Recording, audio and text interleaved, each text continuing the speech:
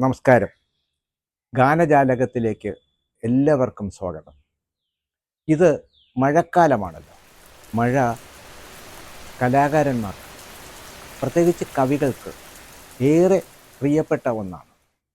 അതുകൊണ്ട് തന്നെ അവരുടെ സൃഷ്ടികളിൽ ധാരാളം മഴയുടെ സാന്നിധ്യം ഉണ്ടാകാറുണ്ട്.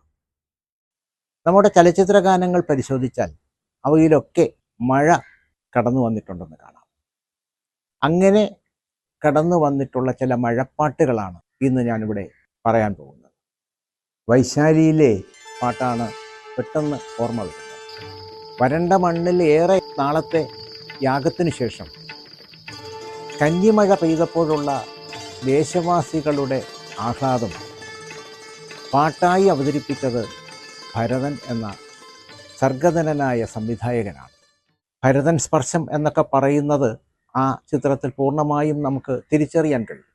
ONV രചിച്ച് രവി ബോംബെ സംഗീതം നൽകി ദിനേശനും ലതികയും ചേർന്നു പാടിയ ഗാനം ദുന്ദും ദുന്ദുഭിനാദം നാദം നാദം എന്നാരംഭിക്കുന്ന പാട്ട് തിയേറ്ററിൽ ഈ മഴയുടെ അന്തരീക്ഷത്തിൽ ഈ പാട്ടിങ്ങനെ മുഴങ്ങിക്കേൾക്കുമ്പോൾ ശരിക്കും കാണികൾ നൃത്തം വച്ചില്ലെന്നേ ഉള്ളൂ, അതിനൊപ്പം ശരിക്കും ആഹ്ലാദിച്ചു.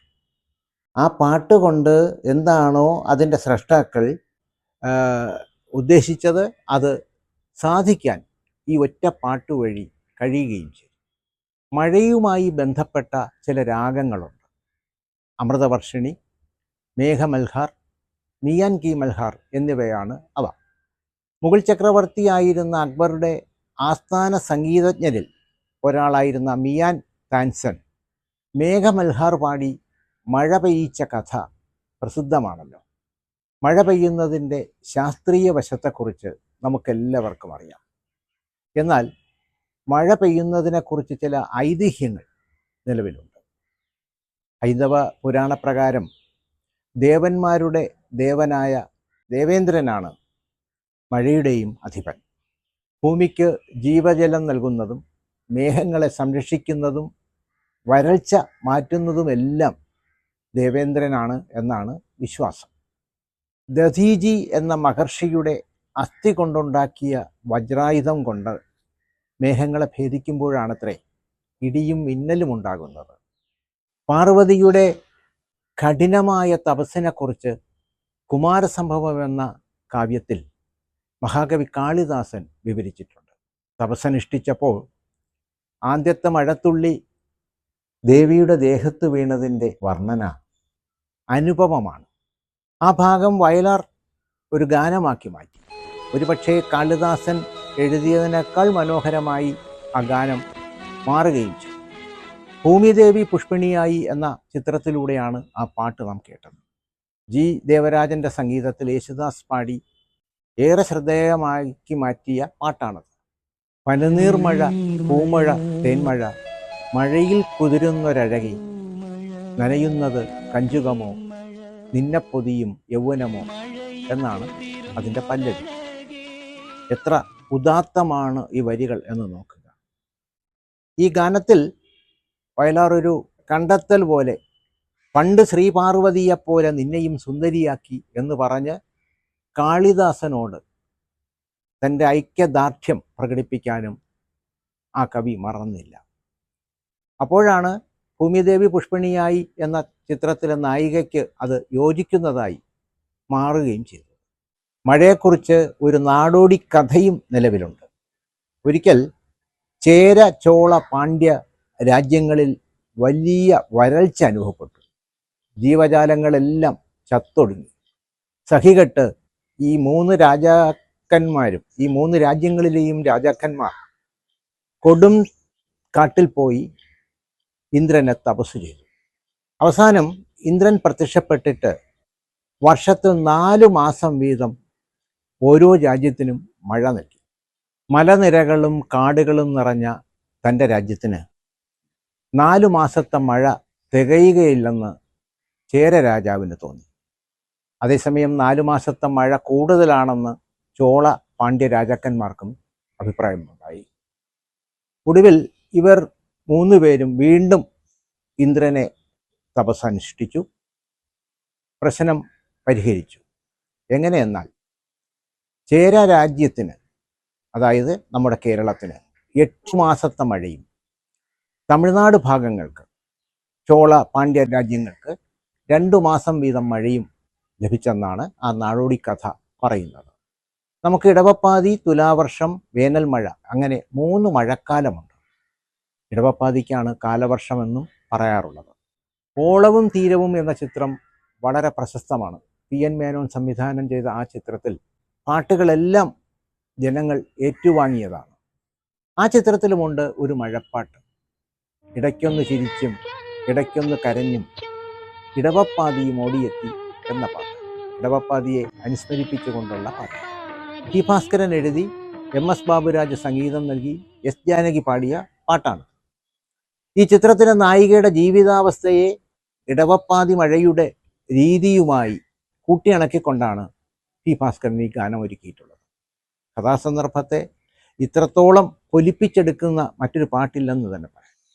ചിലപ്പോൾ ചിരിക്കുകയും മറ്റു ചിലപ്പോൾ കരയുകയും ചെയ്യുന്ന മട്ടിൽ ഇടവപ്പാതി പെയ്യുന്നതിനെ, അതിനെ തന്നെയാണ് നായികയുടെ ജീവിത സാധ്യതകളുമായി അല്ലെങ്കിൽ ജീവിതത്തിലെ സംഭവങ്ങളുമായി ഭാസ്കരൻ മാഷ് കൂട്ടിയിണക്കിയിട്ടുള്ളത്.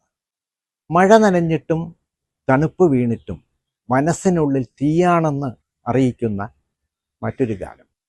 ഒപ്പം നനയുന്ന നായികന്മാരെ അവതരിപ്പിച്ച ഗാനം ഈറ്റ എന്ന ചിത്രത്തിലാണ് നമ്മൾ ആസ്വദിച്ചത്. തുള്ളിക്കൊരു കുടം പേമാരി, ഉള്ളിലൊരു തുടം തേന്മാരി എന്നാരംഭിക്കുന്ന ഗാനം യൂസഫലി കേച്ചേരിയുടെ തൂലികയിലാണ് പറഞ്ഞത്. ഈ ദേവരാജൻ്റെ സംഗീതത്തിൽ യേശുദാസും മാധുരിയും സംഘവുമാണ് പാടിയിരിക്കുന്നത്. ഈ ചിത്രത്തിൻ്റെ സാമ്പത്തിക വിജയത്തിന് വളരെ സഹായകരമായി തീർന്ന പാട്ടാണിത്. മഴയുടെ ലഹരി ആസ്വദിക്കുകയും അത് ആസ്വാദകർക്ക് പകർന്നു തരികയും ചെയ്ത മറ്റൊരു ഗാനരചയിതാവ് ശ്രീകുമാരൻ തമ്പിയാണ്. പ്രണയത്തിൻ്റെ പശ്ചാത്തലം കൂടിയായപ്പോൾ ഗാനത്തിന് ആസ്വാദ്യത വർദ്ധിച്ചു. മഴയുടെ അനുഭൂതി മുഴുവൻ നിറഞ്ഞു നിൽക്കുന്ന ഒരു ഗാനമാണിത്. പൂന്തേനരുവി എന്ന ചിത്രത്തിലെ പാട്ടാണിത്. കുളിരോട് കുളിരടി കുറുമ്പുകാരി എന്നാരംഭിക്കും. MK അർജുനൻ്റെ സംഗീതത്തിൽ യേശുദാസ് പാടിയ പാട്ട്. മഴയുടെ വിവിധ ഭാവങ്ങൾ, പ്രണയത്തിന് ചാരുത പകർന്ന ഒരു ഗാനം കൈതപ്രത്തിൻ്റെതായിട്ടുണ്ട്. പ്രണയമണി തൂവൽ പൊഴിയും പവിഴമഴ എന്നാണ് ആ പാട്ട് ആരംഭിക്കുന്നത്. അഴകിയ രാവണനിലെ പാട്ട് വിദ്യാസാഗറിൻ്റെ സംഗീതത്തിൽ സുജാത മോഹൻ പാടി നാം കേട്ട പാട്ടാണത്. പനിനീർമഴ, കണ്ണീർമഴ, തെളിനീർമഴ, പൂന്തേൻ മഴ, ഇളനീർമഴ എന്നിങ്ങനെ വിവിധതരം പ്രയോഗങ്ങൾ കൊണ്ട് ഈ പാട്ട് ശ്രദ്ധേയമാണ്. നാടൻ ചൊല്ലുകളും മറ്റും പലപ്പോഴും ഗാനമാക്കി മാറ്റാൻ പ്രത്യേക വൈദഗ്ധ്യമുണ്ട് കവിയായ P ഭാസ്കരന്.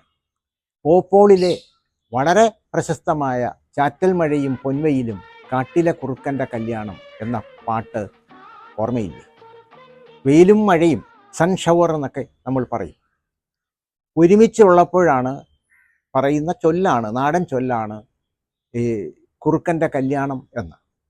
അതിനെയാണ് അദ്ദേഹം മനോഹരമായ പാട്ടാക്കി മാറ്റിയത്.